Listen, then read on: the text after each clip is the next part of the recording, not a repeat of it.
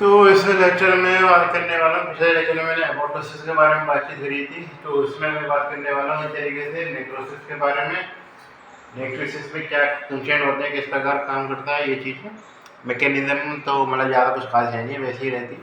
Main जो उससे पूछा जाता है जैसे टाइप ऑफ नेक्रोसिस और उसकी माइक्रोस्कोपिकल अपीयरेंस, इसके बारे में आपको याद होना चाहिए, पता होना चाहिए इस तरीके से किस प्रकार की काम करती है हमारा।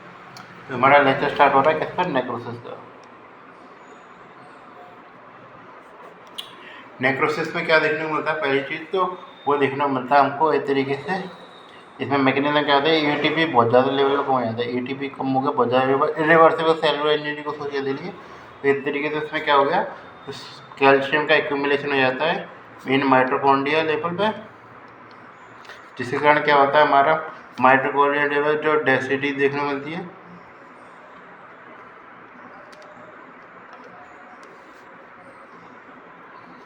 उसके अलावा क्या देखने को मिलता है हमको, जो प्रोटीन एंजाइम एक्टिवेशन देखने को मिलेगा, प्रोटियोलाइटिक एंजाइम एक्टिवेशन। कौन से एंजाइम, प्रोटियोलाइटिक एंजाइम एक्टिवेशन देखने को मिला, जिसके कारण क्या बिल्डअप हो जाता है हमारा इस तरीके से सेलुलर डिग्रेडेशन देखने को मिलता है, जिसमें से सेलुलर सिंकेज वगैरह देखना जाता है, प्लाज्मा मेम्ब्रेन इंटैक्ट थी। इसमें क्या देखने को मिलेगा हमको, इन्फ्लामेशन देखने को मिलेगा इस तरीके से। मतलब ये तरीके से प्लाज्मा मेम्ब्रेन जो होती है वो इंटैक्ट नहीं रहती है, नो।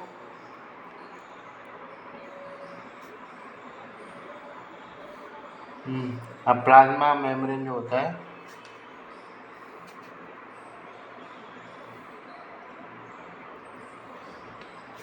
डिग्रेडेशन देखने को मिलता है किसमें, एक तरीके से नेक्रोसिस के एपोप्टोसिस में देखना था। उसमें क्या कि हमारा एक तरीके से प्लाज्मा मेम्ब्रेन डैमेज देखने को नहीं मिल रहा था, इसमें एक तरीके से हमको देखने को मिल रहा है। अंतर ये होता है प्रोटियोलाइटिक एंजाइम जो होता है उसमें एक्टिवेशन हो जाते हैं, क्योंकि सारे वैसे उल्टे सीधे तरीके से कैसे भी काट देंगे सेल को, उसमें प्रॉपर मैकेनिज्म काम करती है प्रॉपर इस तरीके से सेल कलर के सिंक्रेज की। तो उसमें सेलुलर लेवल सिंक्रेज देखने को मिलता है, सेल छोटी छोटी होती गायब हो जाती है, इसमें सीधे ही नष्ट हो जाती है। ये ऐसे अंदर आ सकते हैं, ये हमारा एक अंतर रहता है इस तरीके से नेक्रोसिस में और एपोप्टोसिस में। एपोप्टोसिस फिजियोलॉजिकल होता है, पैथोलॉजिकल भी हो सकता है, ऐसी बात नहीं है पैथोलॉजिकल नहीं होता। ये हमारा ऑलवेज पैथोलॉजिकल हो, फिजियोलॉजिकल नहीं होता है नेक्रोसिस। ये चीज़ याद रखिए, तो ऑलवेज पैथोलॉजिकल याद रखिए, अंतर लिखना हो, ये अंतर के नाम पे पोस्ट पॉइंट है ये तरीके से। यदि डिफरेंस का क्वेश्चन आया था, ऐसे काफ़ी क्वेश्चन आते हैं डिफरेंस का, तो क्या कहते हैं ऑलवेज पैथोलॉजिकल रहता है क्या हमारा नेक्रोसिस। ये मेन जो क्वेश्चन पूछेगा उसके टाइप्स ऑफ नेक्रोसिस के पूछेगा। टाइप्स की बात करी जाए तो टाइप्स में आता है हमारा आता है कोएगुलेटिव नेक्रोसिस में क्या देखने को मिलता है, ये देखने को मिलता है ना इन्फार्क्ट में देखने को मिलता है। इन्फार्क्ट आप समझिए, तरीके सेलुलर सप्लाई हो गई तरीके से बंद हो गई, इन्फार्क्ट या इस्चीमिया उसमें देखने को मिलता है। ब्लड सप्लाई किसी पर्टिकुलर एरिया को नहीं होगी, जिससे कारण इस चीज़ कोएगुलेटिव नेक्रोसिस का बिल्डअप होगा। ये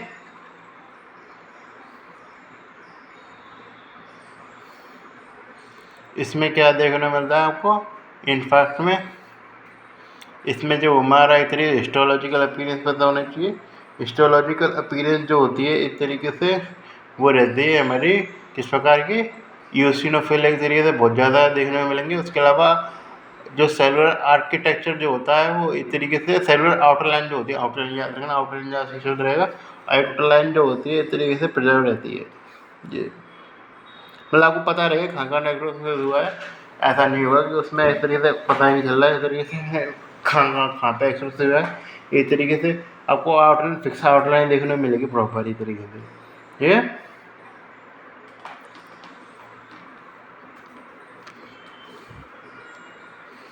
है, देखिए आउटलाइन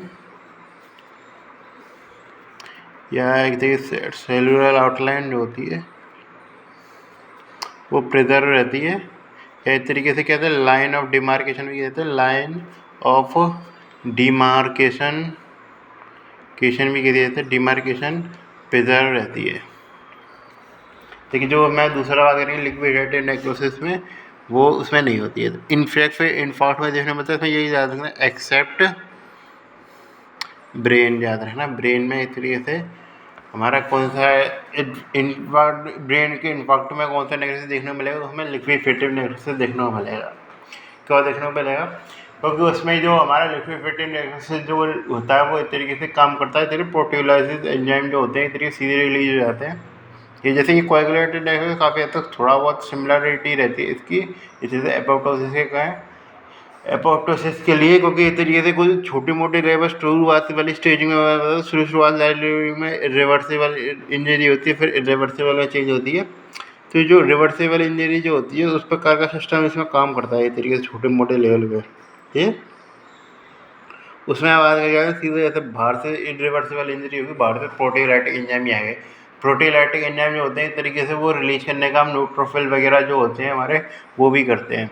तो वो उसमें एक तरीके से जो हमारा किसका एक्टिवेशन होता है, न्यूट्रोफिल्स वगैरह जो होते हैं एक तरीके से उसका काम होता है। न्यूट्रोफिल्स ये याद रखना, न्यूट्रोफिल्स का मैकेनिज्म इससे आप समझ गए। न्यूट्रोफिल्स का जो सेल को मारने का मैकेनिज्म है वो अलग है, और हमारे जो नेचुरल किलर सेल हुई, साइटोटॉक्सिक टी सेल हुई, उनका काफ़ी अलग सिस्टम है। ये चीज़ है। फेगोसाइटोसिस भी हमेशा एक जैसा नहीं रहता, अलग अलग प्रकार का रहता है, डिपेंड करता है कौन फेगोसाइटोसिस कर रहा है। ये जो ज़्यादातर इन्फेक्ट में देखो कोएगो लिक्विफेटिव नेक्रोसिस बात करते हैं, लिक्विफेटिव नेक्रोसिस में बात करें चलें तो ये देखने को मिलेगा इस तरीके से इन्फेक्ट या इसीमिया किसमें देखने को मिलेगा, ब्रेन में। और उसके अलावा किसमें देखो बैक्टीरियल इन्फेक्शन।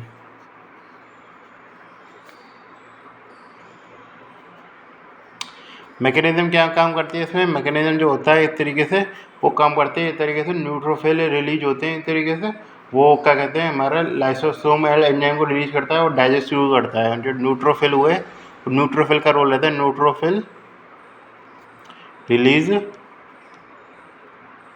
कैसे थे, डाइजेस्टिव एंजाइम जैसे डाइजेस्टिव एंजाइम रिलीज करता है। वो क्या करते हैं इस तरीके से सेलुलर डीनेचुरेशन कर देते हैं, सेलुलर डीनेचुरेशन कर देते हैं। ये जिसमें क्या हम देखने को मिलेगा इस तरीके से सिस्टिक स्पेस या पस्ट का एक्यूमुलेशन देखने को मिल जाएगा कि इस तरीके से डिग्रेडेशन में वो प्रोडक्ट हो गए इस तरीके से पानी में बदल गए, तो पस फेना की तो रहेगी ना, क्योंकि उसमें धीरे धीरे साइज से डिक्रीज हो नहीं रहा। तो उसमें ये बात जैसे एपोप्टोसिस है, उसमें क्या है जैसे आप बाहर के एक्सटर्नल अपीयरेंस देखेंगे तो उसमें क्या है आपको कुछ समय बाद पता ही नहीं चलेगा कि कुछ चीज़ें थी भी कि नहीं थी।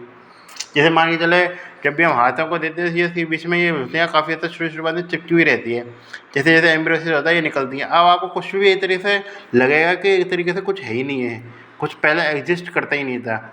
ये होता है हमारा एपोप्टोसिस में। उसमें नेक्रोसिस में क्या होगा कि उसमें ये चीज़ अलग हो जाएंगी, लेकिन क्या है कि वो उसमें कुछ ना कुछ निशान रहेंगे एक तरीके से डिमार्केशन टाइप के। लिक्विफेटेड नेक्रोसिस में क्या होगा कि एक तरीके से बीच का ऐसा डिस्ट्रॉय तो जाएगा, लेकिन क्या है कि एक तरीके से इसमें मान लीजिए पस वगैरह होगी या कुछ हुआ इस तरीके से एक्यूमुलेट मिलेगा इस तरीके से, मतलब इस तरीके से छोटा मोटा निशान नहीं मिलेगा, नेक्रोसिस का बहुत तगड़ा निशान मिलेगा इस तरीके से। इसमें दाएं सेल डिटेस्टेशन मिलता, पस का एक्यूमुलेशन देखता है जो बैक्टीरियल इन्फेक्शन के लिए किया जाता है, पस हुई, पस एक्यूमुलेशन देखने को मिल जाता है। उसके अलावा क्या कि हमको सेलुलर डिब्रीज देखने को मिलती है, मैक्रोफाज वगैरह और न्यूट्रोफिल। ये मैक्रोफाज और न्यूट्रोफिल जैसे एक मैकेनिज्म में काम करते हैं, तो मैक्रोफाज और न्यूट्रोफिल की सेलुलर डिब्रीज देखने को मिलती है, cellular debris of macrophage and किसकी एक तरीके से न्यूट्रोफिल की।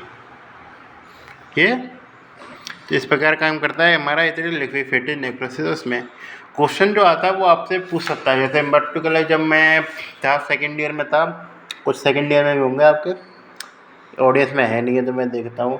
तो इस तरीके से जो सेकेंड ईयर की मेरी ऑडियंस है, जब वो अपने मेरे कॉलेज से होंगे नहीं होंगे पता नहीं, जब मैं कॉलेज में था तो हमारे HOD ने इस टॉपिक को पढ़ाया था। उसने सबसे पहला क्वेश्चन यही पूछा था जिसका हम कोई भी आंसर नहीं दे पाया, मैं भी नहीं दे पाया, घर में मेरे को इससे ज़्यादा कोई होशियार आदमी नहीं है सोच रहा था।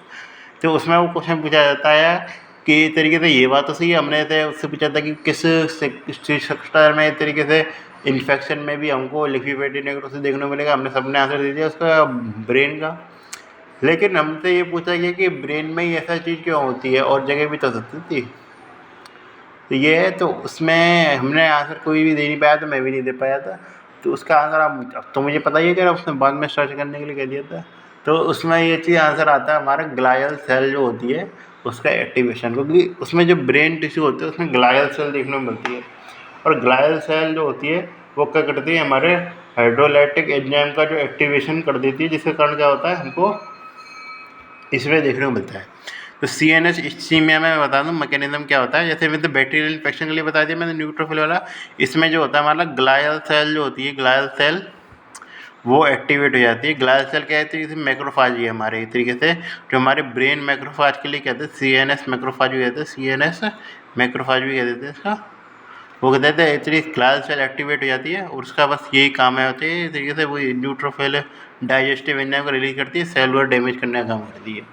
ये जो ये रखते हैं बहुत भर की मात्रा में मिलती है, तो इसलिए कुछ भी इन्फेक्शन भी होगा छोटे मोटे लेवल पर तो हमको ये चीज़ देखने को मिलेगी। ये चीज़ है। तो ग्लायल सेल का क्या होता था इस तरीके से, उसका डैमेज हो जाता है या एक्टिवेशन कुछ भी मान के चलते, वो चीज़ हमको देखने को मिलती है। कुछ और जो टाइप के नेक्रोसिस की बात करते हैं, केसियस नेक्रोसिस होते हैं, चीजियस नेक्रोसिस भी होते हैं। चीजियस नेक्रोसिस से पता चल सकता है चीज लाइक नेक्रोटिक मटेरियल देखने को मिलेगा। ये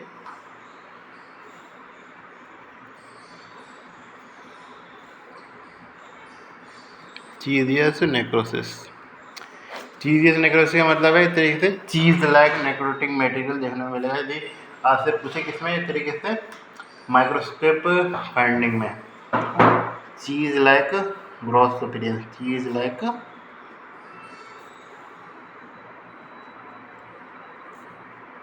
इसमें क्या मिलेगा आपको, ग्रेनुलोमा देखने में मिलता है। ग्रेनुलोमा वाली जितनी भी कंडीशन होती है वो सब चीज नेक्रोसिस में मिलता है। ग्रेनुलोमा किस में देखने को मिलता है, वो टीबी में देखने को मिलता है, हिस्टोप्लाज्मासिस में देखने को मिलता है, ये चीज़ है। तो ग्रेनुलोमा बनना है टाइप 4 इसमें होती है हाइपर सेंसिटिविटी रेशन है, हाइपर सेंसिटिविटी रेशन बात करेंगे तब होती है, तब बात है। ऐसे याद रखना उसमें ये किसमें याद करते हैं, हिस्टोप्लाज्मासिस, टीबी, उसके अलावा नोकार्डिया वगैरह में इस तरीके देखने में ग्रेनुलोमेटस इन्फ्लामेशन जो होता है इस तरीके तो वो रहता है चीजियस नेक्रोसिस से।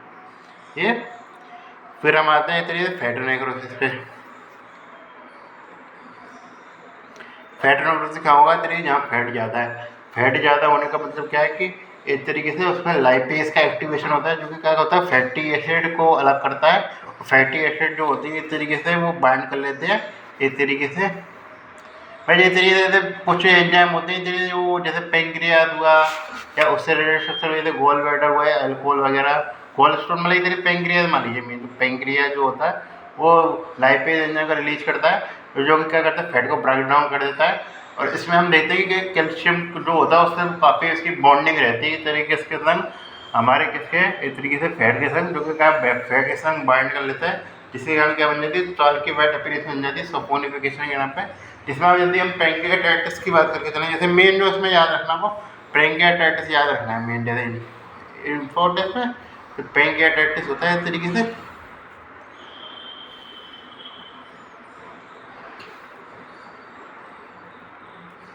टाइटिस पैंक्रियाटाइटिस की बात करें तब भी से चर्चा करेंगे।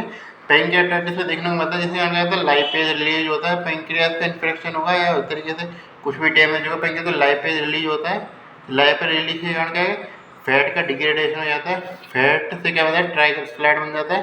ट्राइग्लिसराइड जो होती है उसकी बाइंडिंग किसके संग आ जाती है, काफ़ी ज़्यादा बॉन्डिंग रहती है इसके संग इस तरीके से कैल्शियम के साथ, जिसके कारण का उसको प्रक्रिया कहते हैं सपोनिफिकेशन कहते हैं, सपोनिफिकेशन कहते हैं। जिसके कारण क्या बिल्डअप हो जाता है हमारा एक तरीके से फैट या इस तरीके से हमको चाल की वाइट अपीयरेंस देखनी होगी, चाल की वाइट अपीयरेंस। जैसे हम इवेंचुअली वो हाइपोकैल्शियम को लीड करते हैं, लेकिन इसके बारे में तब तो हम वहीं पे बात करेंगे जब एक्यूट पैंक्रियाटाइटिस की बात करेंगे। तो पैंक्रियाटाइटिस में तो तरीके कैल्शियम की मात्रा कम कर देती है, फाइंडिंग रहती है हमारी जब भी हम पैंक्रियाटाइटिस की बात करेंगे। ये तो ये चीज़ है। इसके अलावा हमारे लास्ट नेक्रोसिस आती है हमारी फाइब्रिनोइड नेक्रोसिस।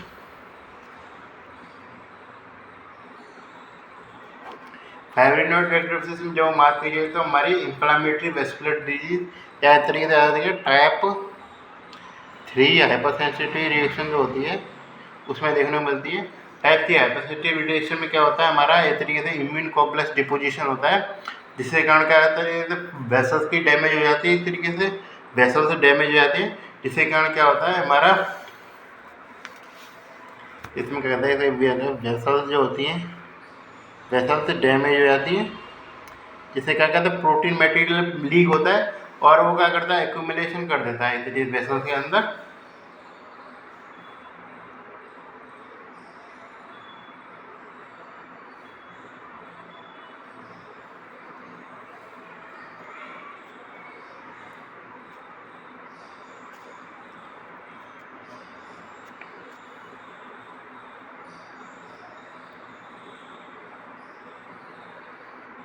जो कि किस में डेवलप हो जाता है लास्ट में इवेंचुअली वही तरीके से फाइब्रिन और नेक्रोसिस में बिल्डअप हो जाता है। ये किस में देखने को फाइबर इम्यूनिटी पार्ट में, उसके अलावा हाइपरटेंसिव इमरजेंसी पेट कम्प्लेक्सी हमें देखने को मिलता है। ये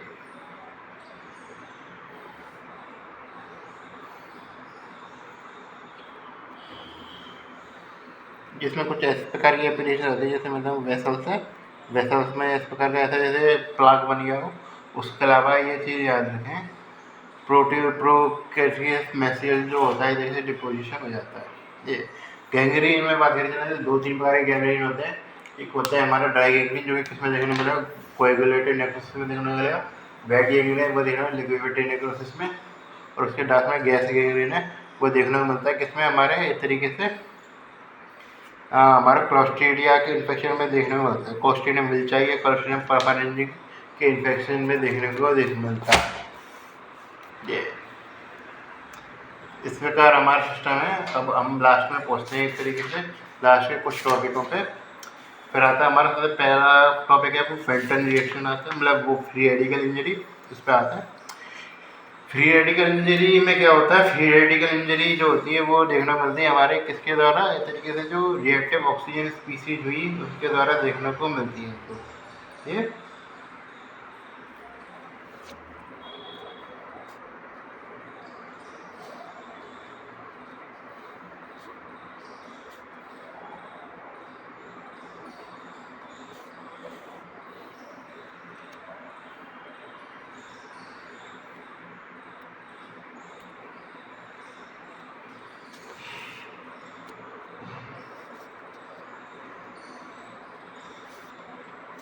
जिसमें मैं बात करता हूँ फेंटन रिएक्शन पूछी जाती है। फेंटोन रिएक्शन, फेंटोन रिएक्शन में बात की जाए तो सोडियम जो होता है इस तरीके से सुपर ऑक्साइड में बदलाव हो जाता है, सुपर ऑक्साइड। उसके अलावा किसमें होता है हमारा हाइड्रोक्सिल रेडिकल, हाइड्रोक्सिल रेडिकल में बदलाव होता है, हाइड्रोक्सिल रेडिकल में बिल्ड होता है। ये तो ये क्या करते हैं इस तरीके से हमारा डैमेज करते हैं लिपिड प्रोटीन वगैरह को। रेडिकल होते हैं इस तरीके से जो कि क्या कहते हैं डैमेज करते हैं, किसको डैमेज करते हैं, डीएनए प्रोटीन लिपिड, इसको डैमेज करने का काम करते हैं। ये इसमें हाइड्रोक्सिल होता है सबसे डेंजरस, ये याद रखना। फेंटन रिएक्शन पता होनी चाहिए। इस तरीके से किसकी बात कर रहे हैं, फेंटन रिएक्शन किसमें,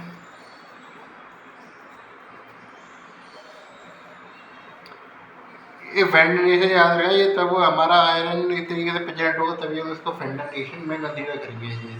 आगे इंपॉर्टेंट पॉइंट नहीं ज़्यादा जानने के लिए। ये फ्री रेडिकल इंजरी कहाँ कहाँ देखने को मिलती है हमको ये पता होना चाहिए। फ्री रेडिकल इंजरी देखने को मिलती है हमको रेडिएशन में देखने को मिलती है। उसके अलावा क्या कि शब्द जो इसमें बात करते हैं हमारा रिपरफ्यूरेशन इंजरी में भी देखने को मिल जाती है। ये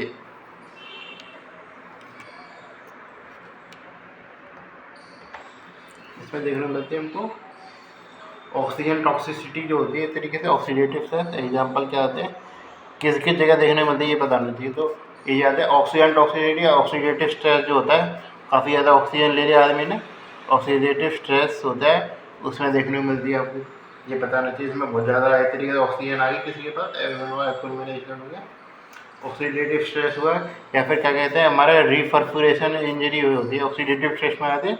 मैं उसको अलग से मेंशन कर रहा हूँ क्योंकि ये पता होना चाहिए, क्योंकि रिपरफ्यूरेशन से हो सकता है आदमी को फ़ायदा नहीं बल्कि और वो डैमेज हो जाए, तो ये चीज़ तो रिपरफ्यूरेशन इंजरी देखने को मिल जाती है।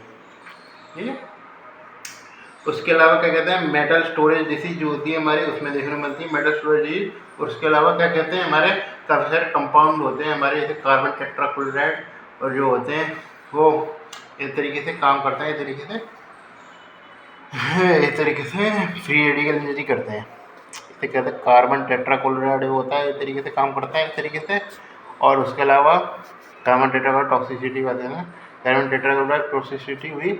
और उसके अलावा जो हमारा आ गया है मेटल स्टोरेज डिसऑर्डर, इसमें आते हैं हमारे कैसे दो डिजीज आते हैं हमारे विल्सन डिजीज और क्या आते हैं हीमोक्रोमेटोसिस। विल्सन डिजीज जिसमें कॉपर का एक्यूमुलेशन मिल रहा था लिवर में, और उसके आता था हीमोक्रोमेटोसिस,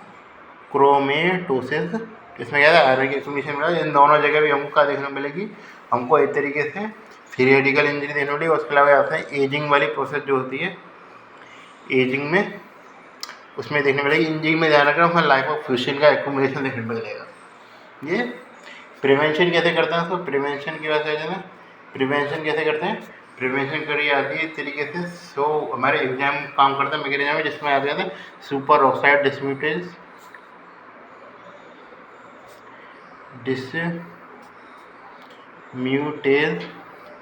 उसके अलावा कौन आता है सुपर ऑक्साइड डिसम्यूटेज के अलावा ग्लूटाथायोन परऑक्सीडेज, इसके बारे में बहुत ज़्यादा चर्चा करी हमने अभी तक। ग्लूटाथायोन परऑक्सीडेज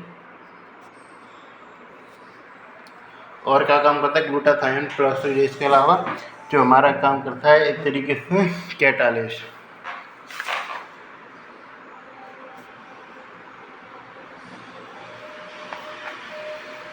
ये एक तरीके से प्रिवेंशन का काम करते हैं किससे, हमारे फ्री रेडिकल इंजरी से। तो ऐसे में हम लास्ट टॉपिक पे पहुंच गए हैं हम आज के, वो रहता है हमारा पिगमेंट। ये लास्ट टॉपिक है। पिगमेंट में बात की जाए तो ये तो एक्सोजीनस पिगमेंट होता है, कोल्ड डस्ट वगैरह हो गई, उसकी बात नहीं करेंगे। में जाते हैं हमारे एंडोजीनस पिगमेंट, इसमें आता है एंडोजीनस पिगमेंट की बात करो। एंडोजीनस पिगमेंट में आता है हमारा मेलेनिन। मेलेनिन के बारे में क्या पता होना चाहिए, मेलेनिन जो होता है हमारा ये हेयर वगैरह हुई है, टायरोसिन रिलेटिव होता है। मेन जो आपको होता है मेंसॉन फेंटन स्टेनिंग में यूज होता है, इसको स्टेन करने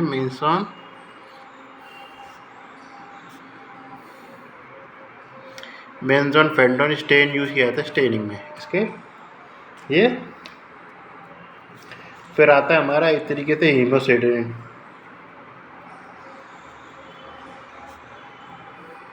हीमोसिडेरिन यूरिया पढ़ा होगा शायद हमने कुछ पढ़े थे, हीमोलाइटिक कंडीशन जो होती है उसमें पढ़ा था। तो इसमें ये चीज़ किसमें दिख रहा है, हीमोक्रोमेटिस हुआ या उसमें होती ये चीज़ है। इसमें आयरन फेरेटिनिन से जो होता है उससे रिलेटेड होता है। इसमें याद रखना ये आयरन से रिलेटेड होता है। इसमें आयरन की स्टेनिंग के लिए क्या यूज़ करते हैं, पर्शियन ब्लू स्टेन यूज़ करते हैं, पर्शियन ब्लू। तो ये चीज़ ध्यान रखना, पर्शियन ब्लू स्टेन यूज कर रहे थे, जो आपने याद करी होगी हमेशा ध्यान से सेडेरोब्लास्टिक एनीमिया बताया था, आयरन का फॉर्मेशन होता है, उसमें पर्शियन ब्लू स्टेन यूज कर रहे थे। तो आयरन के में इसमें क्या था, वायलेट या ब्लू स्टेन आ रहा था इस तरीके से, ब्लू वायलेट कलर आता है, ब्लू वायलेट कलर देखने को मिला था। पर्शियन ब्लू याद रखना, इसमें से ये क्वेश्चन पूछा जाता है। मैं क्वेश्चन जो पूछा जाता है उसके बाद कर रहा हूँ।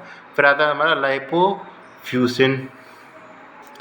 तो लाइपोफ्यूसिन में बात की जाए तो उसमें हमने कहाँ बात की थी, एजिंग से रिलेटेड बात करी थी। उसमें बात करते हैं ऑक्सीडेटिव इंजरी से बात करी जाती है हमने, फ्री रेडिकल इंजरी। तो फ्री रेडिकल इंजरी से रिलेटेड होता है, जिसमें जो किस प्रकार का पिगमेंट होता है, वियर एंड टीयर पिगमेंट होता है। ये क्वेश्चन मेरे साथ आया था शायद, मैं ध्यान है शायद किस में आया था, ये पीयूसी में आया था।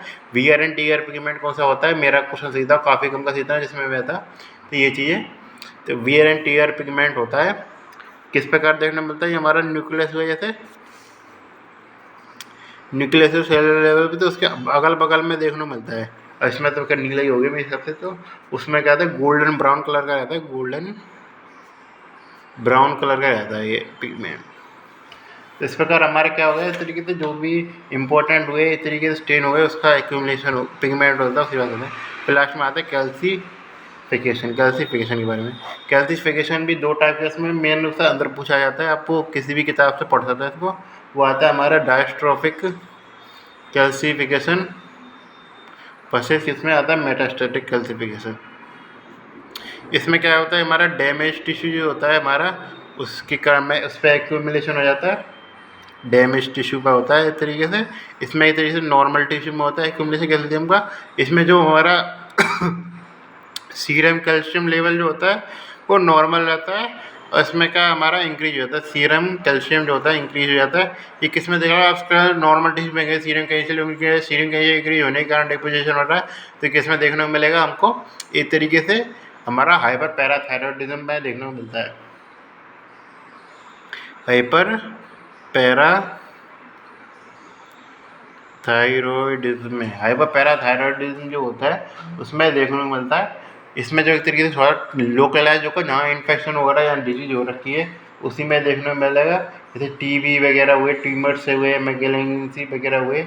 उसके अलावा हम कहते हैं पेपिलरी कार्सिनोमा होते हैं, उसमें देखने को मिलता है ये चीज़ें।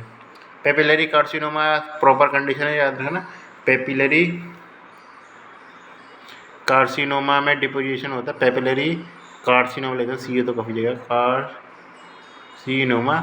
उसमें क्या देखने को मिलता है, किस ग्रुप में पेपिलरी कार्सिनोमा में इंपॉर्टेंट सेमोमा बॉडीज होती है। सेमोमा बॉडी इसमें प्रॉपर एग्जाम्पल है। सेमोमा बॉडी पता तो रहती है, सेमोमा बॉडी यहाँ यहाँ वहाँ, क्योंकि लेकिन को जो पता नहीं रहती है आपको, वो ये पता होती है, ये नहीं पता रहती कि वो सेमोआ बॉडी में मिल के आ रहा है, वो बनती किस प्रकार है। तो सेमोआ बॉडी का पता होना चाहिए कि वो किस तरीके से कैल्शियम के डिपोजिशन के कारण बनती है। तो सेमोआ बॉडी जो होती है, इसमें जहाँ जहाँ सेमोआ बॉडी होती है एक तरीके से वहाँ पर एक तरीके से किस प्रकार का कैल्शियम डायस्ट्रोफिक कैल्सिफिकेशन देखने को मिलेगा। ये चीज़ जानने का ये इंपॉर्टेंट पॉइंट है आपके लिए, सेमोआ बॉडीज़ वाला ये। तो इस प्रकार हमारा याद सिस्टम जो हो गया एक तरीके से उसका ख़त्म हो गया एक तरीके से। तो अब स्टेन बताया था मैं कैल्शियमफिकेशन के लिए, तो आती है हमारे वॉन कोसा स्टेन। वॉन कोसा स्टेन ये थोड़ा इंपॉर्टेंट स्टेन है, ये सब मुझसे पूछा गया था, वॉन कोसा स्टेन। और उसके अलावा क्या कहते हैं, alizarin red stain, alizarin red L stain. ये होता है कैल्शिफिकेशन को डिटेक्ट करने के लिए यूज़ किया जाता है। तो ये हमारा काफ़ी बड़ा चैप्टर है, सारे चैप्टर ही बड़े हैं एक तरीके से, 2-3 लेक्चर है, सारे चैप्टर को कवर करते चलेंगे हम ये। तो इस प्रकार हमारा कैल्शिफिकेशन जो था इस तरीके से नेक्रोसिस वगैरह काफ़ी टॉपिक पढ़ लिए हमने, इसको हम खत्म करेंगे। तो ये हमारा आज का लेक्चर या आज का कोटा पूरा हुआ है। तो ये पैथोलॉजी